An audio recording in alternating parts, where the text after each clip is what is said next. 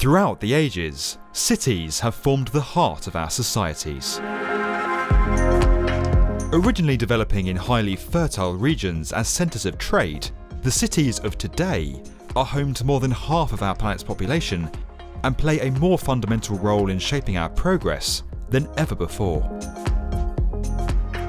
Transcending the ages, our cities must continually flex, adapt and evolve if they are to remain the productive and thriving centres that billions of us call home.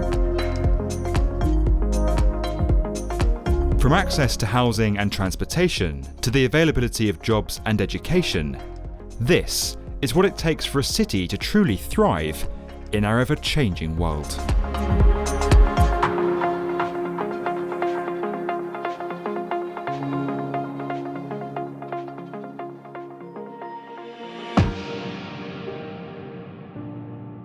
For thousands of years, it was geography that dictated where cities developed. The earliest cities grew as defensive settlements along trade routes, on sites that offered reliable access to water and fertile land.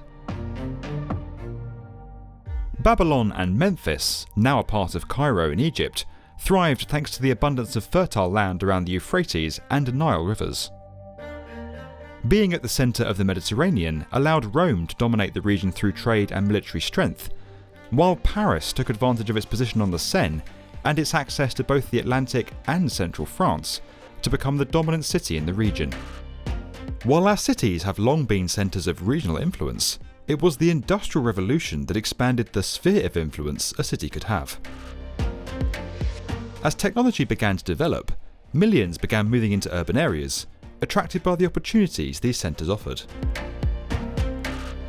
To understand more, we spoke to Mark Versey and Lynn Smith of Aviva Investors, managers of large-scale real estate and infrastructure investment projects.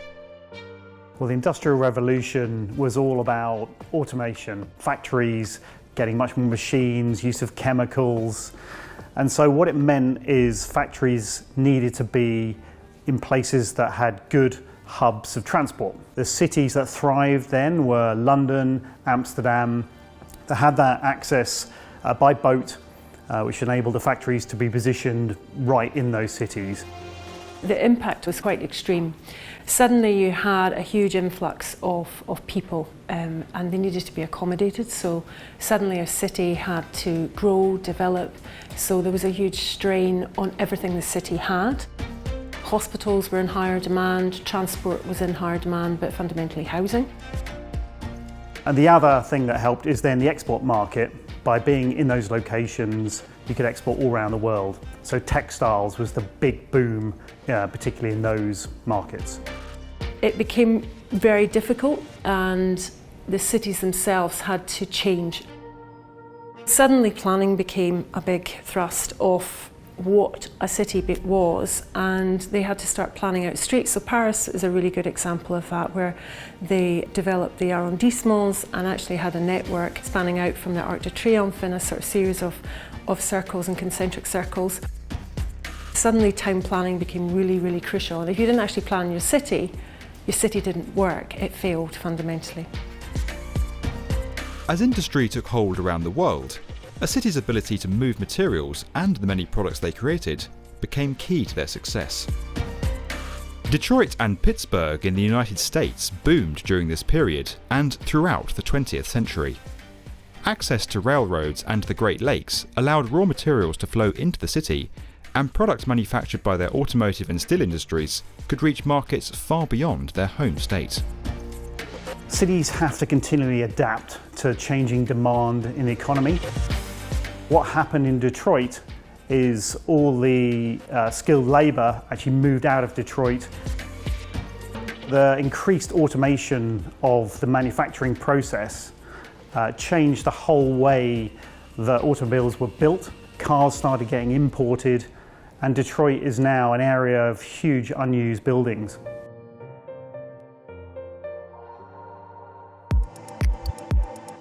But now things in cities are changing rapidly again. Today, instead of iron ore being the commodity you need, it's now talented people. With the connected world that we live in today, talented people can live wherever they want. What cities need to do now is attract people who want to live there, to work there, to play there, and to learn there. The talent that people have to come up with new ideas, innovation, particularly in the fields of science, is what businesses are looking for today. Automation that's happening in all the processes means that lowly skilled workers can be replaced by machines. So what you're really looking for now is that higher education talent.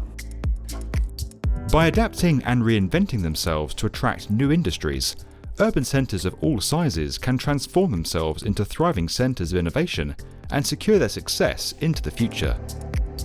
When San Francisco opened up to new industries, the city and wider Bay Area completely transformed. Today, it is recognised as one of the world's leading technology hubs.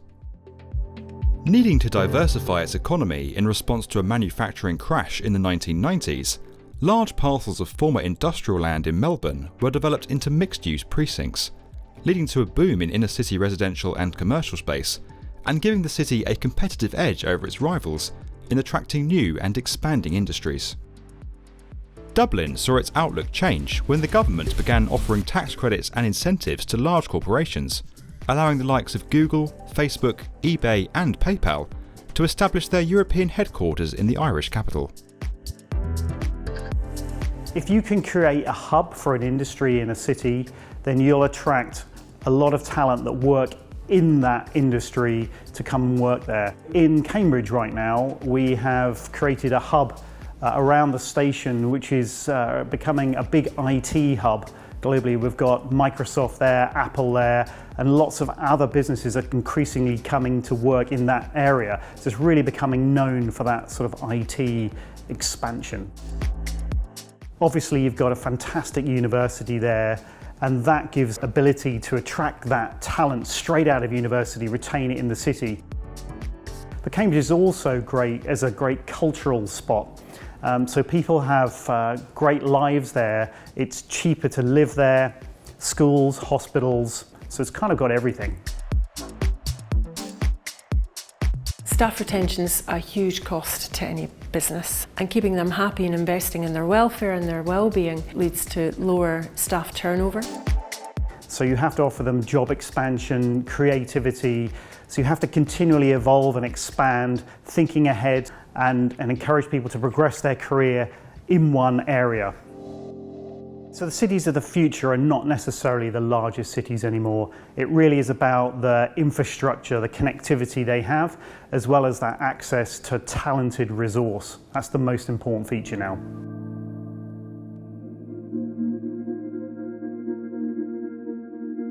It's a really difficult question how cities can keep themselves sustainable.